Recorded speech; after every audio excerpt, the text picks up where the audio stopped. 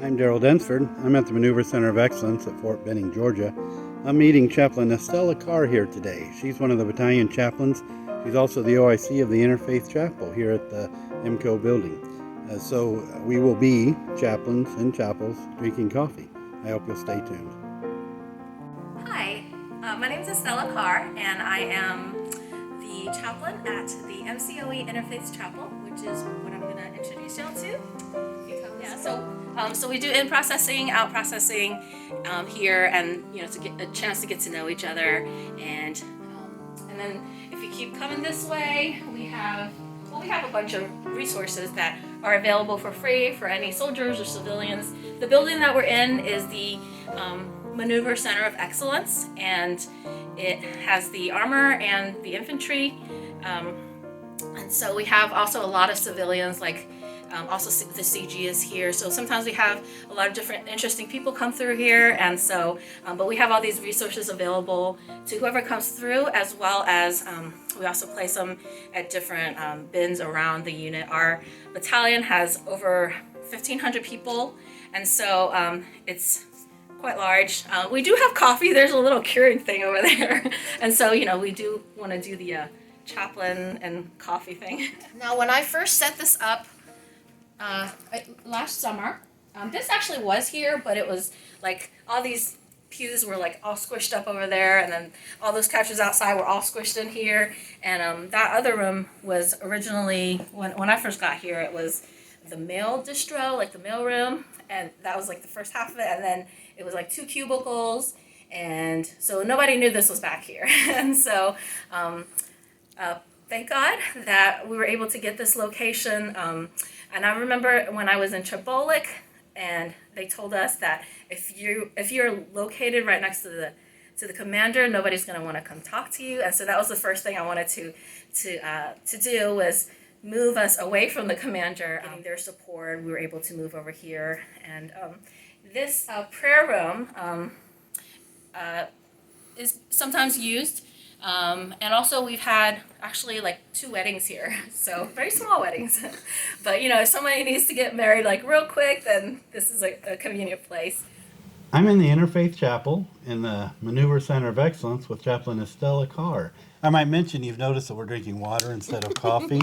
It is still chaplains and chapels drinking coffee, but we're in the evening doing this conversation, so neither one of us wanted to drink more coffee tonight. Well, who are you endorsed by? I am endorsed by the Association of Evangelical Gospel Assemblies, Okay. AEGA. Okay. And they're non-denominational, but like more Pentecostal. But I think they don't have a lot of chaplains. Mostly they support indigenous pastors.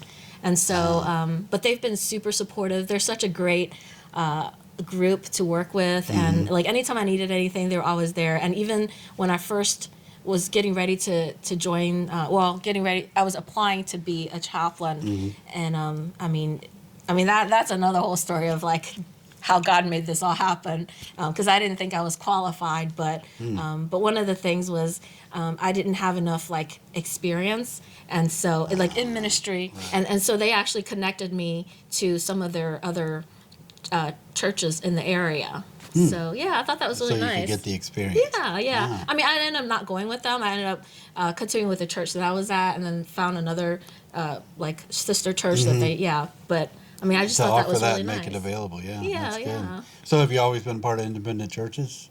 Is it? No, actually, my grandfather was Presbyterian, Oh, wow. and then so I'm comfortable with that tradition. And then like when I was young, I went to Presbyterian churches. I've also been to some Baptist churches. In college, I got really involved with like Assemblies of God. And then the Vineyard Church, like around high school, is when I really got involved. So I want to say like my foundation is like more like Vineyard kind of thinking, like everybody gets to play kind of thing. The ministry of the saints kind of. So. Okay. So you mentioned your journey to becoming a chaplain being another story. Well, can we hear that story? Oh, okay. I mean, I didn't know if you were tired or wanted to. No. Okay. Yeah. So originally I wanted to.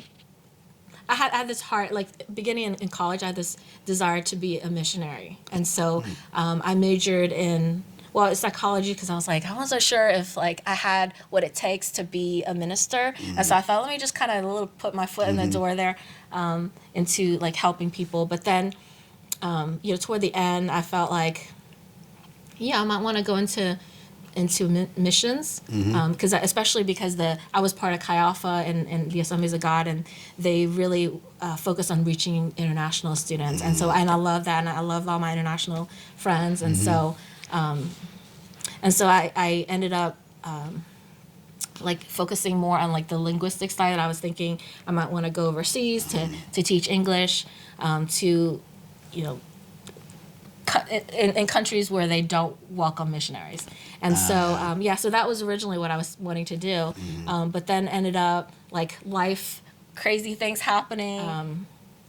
Boy, that was that was a really long journey. And so then finally got to a point where I went teaching instead, but then it just didn't feel right. It wasn't where I felt like I was supposed to be, and so then I quit my teaching job. And then for a whole year I was looking for ministry jobs, because I had by that time gotten my MDiv and everything, and I had always been serving in the church, but just not, full time or whatever. Right. And then finally, I got a call from I think it was the Navy that called me and asked me if I ever thought of being a chaplain. And I was like, and by that time, I'm like 1 year unemployed. I was like, yeah, no, I haven't thought about it, but I will now. So, so then I started to, actually I was trying to get into the Air Force and, did everything, but I just hit a brick wall. And so then I was like, well, I don't know, maybe this is it. But then my cousin is in the Army, and she was like, oh, you should try the Army. It's a lot easier to get into. So trying for the Air Force, I had been trying for like 9 months.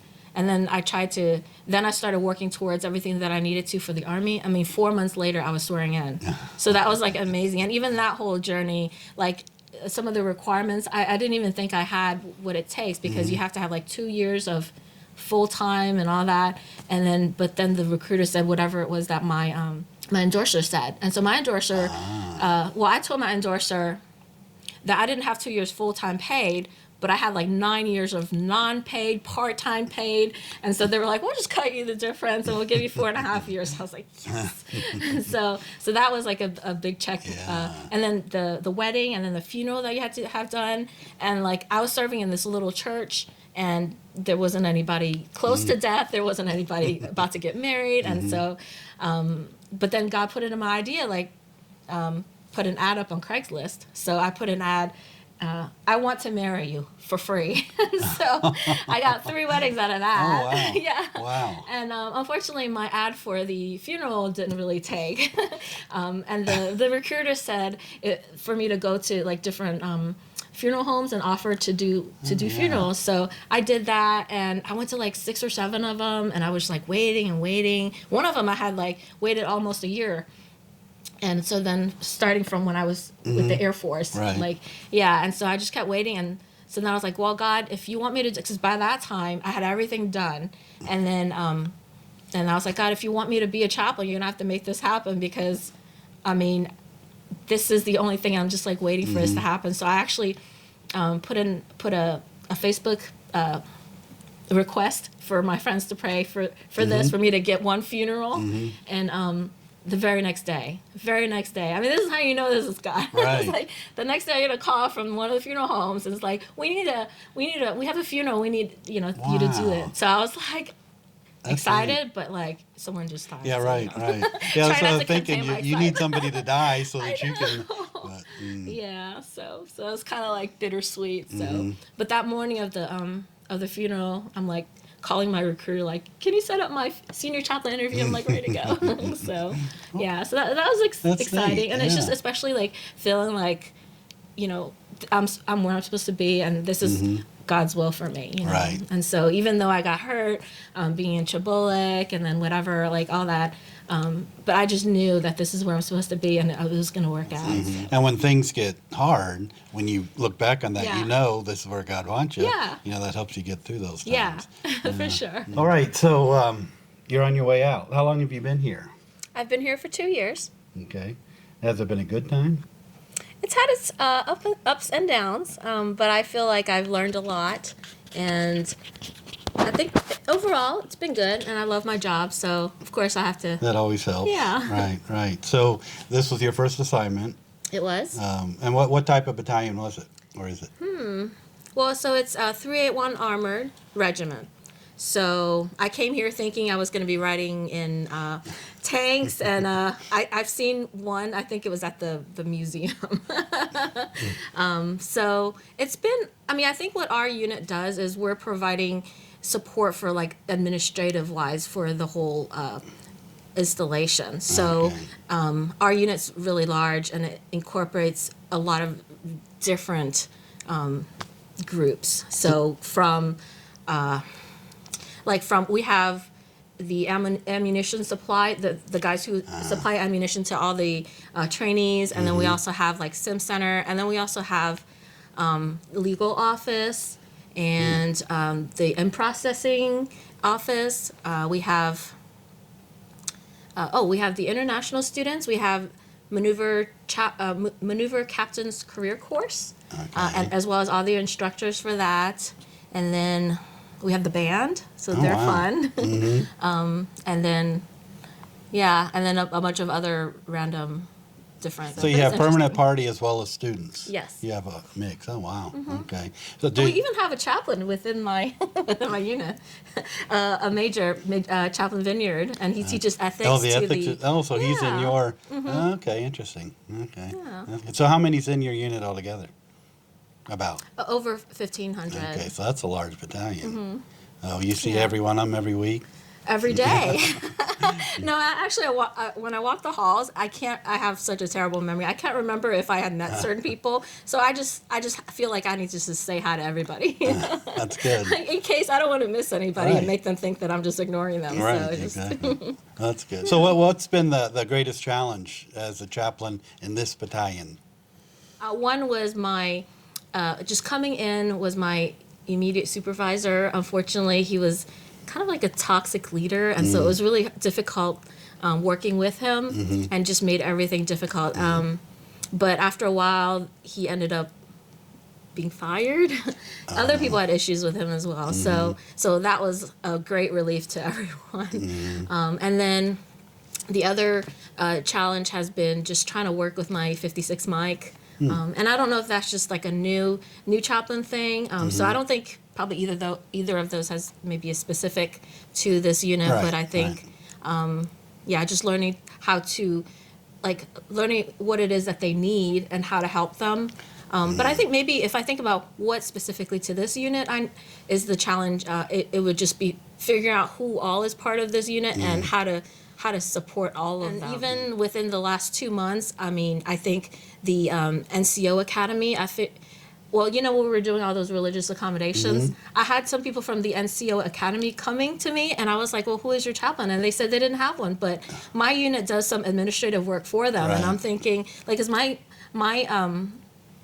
belief is that everyone should have a chaplain. And so for them not to have a chaplain, and I'm thinking, maybe I'm their chaplain, So I put it on the list of things for the next chaplain to take care of. But at least he has some, starting points, because when I came in, there was nothing. I didn't know who all was where. So even just having to figure that out, I think it took at least a year and a half. I bet. Yeah. So I have my really detailed continuity book, and then also I have kind of like as a touch point, I place these resource bins around to where all the different units are. So it has my contact information. It also has like material they can just take home with them. So even if I don't see them, at least kind of like my presence, Right. our presence Right. is there, me and That's my 56 good. mic. So That's yeah, good. and he goes and like fills it up routinely. And it's tough, especially a new chaplain. You don't know what you don't know. You don't know, so you're figuring it out already from the beginning, and then such a large unit too, all spread out. That's got to be difficult. Yeah. Well, what's been a blessing or a good thing that has happened, or a good experience? Yeah, I mean, I've had some great mentors, and I feel like within the Chaplain Corps, I've received a lot of support. I mean, Chaplain Agbear's been supportive. Chaplain Frederick's been really great. Always just like being there when I needed him, and Who's my Chaplain previous. Frederick? He's at the RSO. Okay. He's the finance guy, but for some Oh, the reason CRM. Oh, yeah. yeah, when Grady or Brady? Or, okay, yeah, I talked to him today. yeah. Okay. I mean, I think I was just at the RSO when he first started here, and then we just started talking, and some people you just click, and so he's Right. and then I'm serving with him now at the Infantry Chapel. So okay. yeah, and I mean also my previous brigade chaplain has been really helpful. So yeah, just having really great people to work with. I think that's and also just knowing that. I mean, as I find out more and more about the Army and soldiers, realizing the need that there is for chaplains, and so especially like those soldiers that come to you and they have nobody else they can turn to, Right. and you feel really bad, and so I try to ask them or encourage them to get connected and make friends, but there seems to be such a distrust with some people, and they just don't want to. They don't want to put themselves out there, and then they go through things, and then it's just they don't really have any support. So feeling like God's put me in a place where I could be that for them, and then kind of help them to, maybe come to a place where they're more emotionally healthy or spiritually healthy. I think that feels really gratifying, just to know that God is using me. Yeah, right. Do you find that they come to you easily? I mean, do soldiers come to you, or do you have to seek them out, or? Both, I think, especially because, I mean, with such a large unit, and then being able to be there, having to, I think, just focus on which areas are maybe need more support. And so we have like this one unit, which is the ammo supply point. They have a lot of younger soldiers who tend to get in trouble and need more guidance. So we try Right. to be there more. And so, the more they see you, then the more they feel comfortable with you Right, and want to come sure. see you. So, so just like for me, focusing on that, and then the band. Surprisingly, because you think like, oh wow, they're so talented, they must not have any problems, but no, they're people just like everybody else. Right. So yeah, and so I think that the places where I feel like I'm there more, I see more of those people. So that makes sense, yeah. So and again, that challenge of, well, I wish I could be more in the other places, but there's only so much time in the day, and so yeah. Okay. But the thing is that I found God always seems to put me where he needs me. And so sometimes you're like, I don't know, I'm like wandering around, and then I'm like, oh, there's a promotion ceremony right there. I just happen to be here. Or That's things good. like that. It's like, yes. Yeah. So, That's I mean, good. that's pretty exciting. Just Yeah, it like, is. every day just having to ask God to put you in the right place, put you where he wants you to be. So, that's exciting. It is. It is. So, where's your next assignment? Where are you heading to? I'm going to C4 at Oh, Fort Jackson, okay. so I'm really Good. excited. I actually came from there and then going back there. So, I'm sure that the staff is gonna all be different now, but well, we used to live there, so we still have some friends there. My daughter's best friend lives there, Nice. so we're excited about seeing our old friends again. But it's only gonna be 6 months, so all ready to move again after that. But right. It'll be nice to just kind of take a breather, and Yes. because it's been super busy here, and like I'd be lucky usually if I and I know I'm working on this whole like work life home life balance, but I mean usually I'm lucky if I can get home before 7 in the evening. So. And then I call you in the evening to have coffee in the It's chapel. okay, I'm here for you. Well, that seems awfully quick after one assignment to go to C4 already. Well, I think I heard that They're starting to they're move it up? switching it up. Yeah, and we may be the first class because there's other people that are in my class that are also going to be in this. So yeah, It is so- a valuable time. And one of the biggest things about that are the relationships you build. Because you've got 6 months in the class. Yeah. So you build those relationships that'll continue, which is a great thing, too.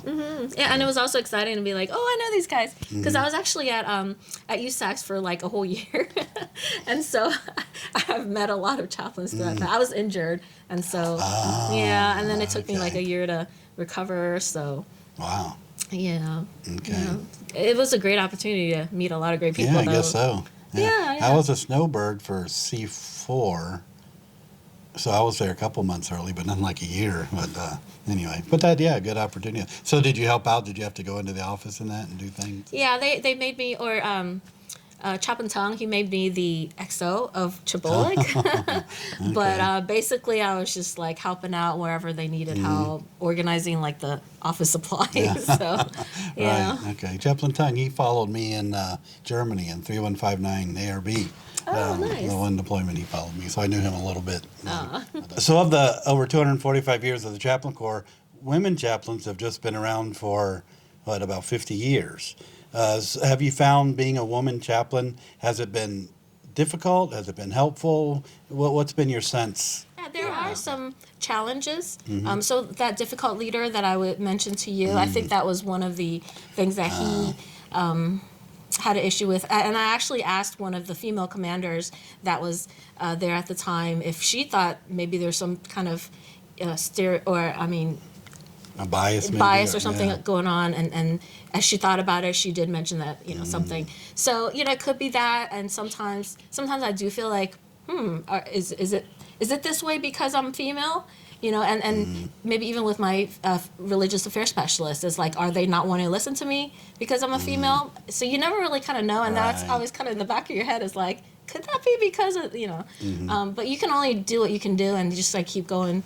So I have found it to be, I guess, an advantage in some ways for certain situations. So like people who've gone through sexual assault feel more comfortable talking to me. I've also I started. I met the guy who was in charge of the P3T program, the pregnancy and postpartum program here, and so he invited me to go work out with them. And which I needed more help with, trying to pass the ACFT. So I was like, yes, that's what I need. I need help passing it, and that's what they're helping those soldiers to do. So I went and worked out, and I think just having that opportunity to be there for them and them feeling like more approachable to me, just because I am a woman. Oh, yeah. So yeah, that's good. Situations like that. And I know several times I've been grateful to have a woman chaplain on post where I could refer, because like you say, some are just more comfortable talking to a woman for different situations. So it's been a positive thing for me. But, is there anything that you wished I would have asked about, or anything you'd want to say, you'd want me to ask about? You've got the whole world.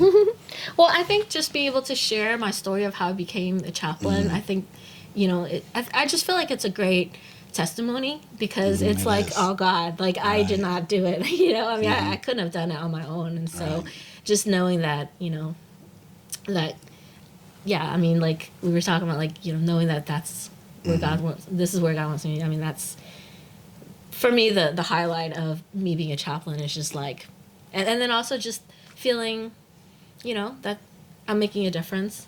So, yeah. That, and then I guess just the story of, like, how we, got this chapel. And actually, we don't have any services here. So it's used more. A place to come and meditate. Yeah. And so whenever I do the in-processing, I always tell people, if you just need a quiet place to pray. And I do know that the Muslims all, like, sometimes, like, the students, they'll grab one of those rugs here and they'll just lay it out. And then there's that, I think that way faces Mecca. So, but then my brigade chaplain, no, who was it? Oh, actually, no, it was the battalion commander. He didn't want it, like, fully displayed like that because he thought it should be more non-denominational, so he wanted it covered. So I was like, okay, yeah. So I guess if they wanted to, they could open it up. Yeah, and that's okay too. I mean, it's available to them. It's there. Yeah. So, but I'm just happy this place is being used. Yeah. So. Yeah, that's really good. We wanted to establish one because I was ethics instructor for Leonard Wood. We had the 3 schools there: chemical, MPs, and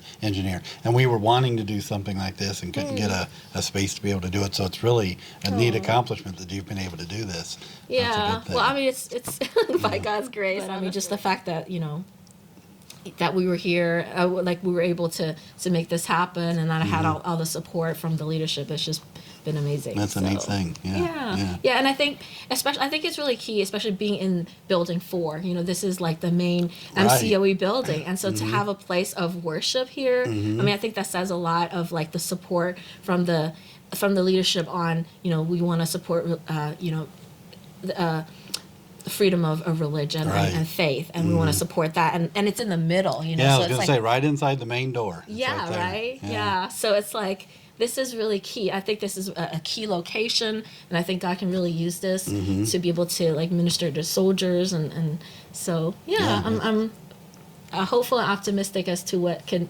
be used, what this can be used for. That's good. And a lot of times you ask soldiers where the chaplain's office is, they don't know. I ask guys coming in where the Interfaith Chapel is, they knew right where it was. So Well, that's a good thing. They Of come course, here it's and right eat there. lunch. Oh, do they really? They do, or eat dinner, and sometimes they like kick back and lay on the couch and take a little nap okay, too. so- But you know what? I think that's like building relationships there Sure. too, because then they'll take care of us. Yeah, and it's so- still a positive feeling they have when they come in. It's someplace they Exactly. can relax, so And it's they not can all refer- bad. Yeah, because sometimes they'll come like they'll come do staff duty several times, and so then they can like maybe let their units know that hey, there's this place that you can come, Right. and so yeah. Right, that's good. That's good. Yeah. So you think you'll make a career of it? I would love to. I mean, I think the only thing that I am concerned about is just, hopefully I don't get hurt again. So I'm just like, don't get hurt, don't get kicked out of the army. So just like focusing on, trying to pass the ACFT Right. and not get hurt. I just sprained my ankle 2 months ago, so I'm like, no. Yeah, it's hard because it's a job that requires you to be, fit and able, but there at the same time there's so many ways to get hurt in doing it. Yeah, and that's one thing I never really realized. And when you think about service members, you don't think that they're like constantly facing this, injury, right? And you don't realize that a majority of them have all these like aches and pains and all these like injuries Right. that surgeries, like people have had multiple surgeries, and I was like, oh wow, I didn't, never thought about them that way. You just think like, oh yeah, they're strong, they're courageous, Right. not like they're like beaten up and broken down. Right. So then it's like, okay, it's time for you to retire. Yeah, and then you get to the end and you start making that list of everything that's broke, and then you start looking at percentages of disability. But anyway, Yeah. Well, that's good. Yeah, so that's good. I want to thank you for spending the time with me, having water in the chapel, chaplains and chapels having water, but I appreciate your time. Thank you for visiting and checking us out and interviewing me. And I thank you for being here with us. I hope that you've enjoyed this episode of Chaplains and Chapels Drinking Coffee, and that you'll tune in for the next one. I am Estella Karr, and this is Chaplains and Chapels Drinking Coffee. It's my daughter Megan. She's 11 years old.